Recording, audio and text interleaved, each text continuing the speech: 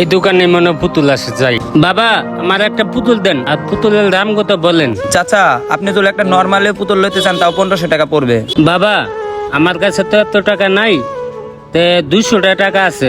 কি কোন চাচা, আমাদের এইখানে তো কোনো 200 টাকার পুতুল নাই। শাকিল, একটা কাজ করো, ওইখানে যে বড় পুতুলটা আছে না, ওইটা এনে দাও। ঠিক আছে বস। এই লন চাচা।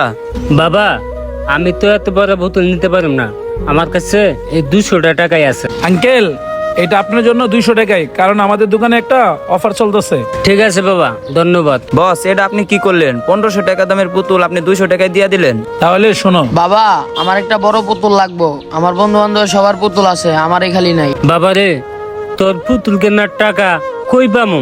এই যে আমি রিক্সা চালাই, কয়টা টাকা মারতে পারি? তোরে আমি কেমনে কিনে দেবো এত দামি পুতুল? বাবা, আমার মা মারার পরে তুমি আমার একটা শখ পূরণ করলা না, খালি এই বাহানা এই বাহানা করে গেলা। আচ্ছা বস, বুঝতে পারছি।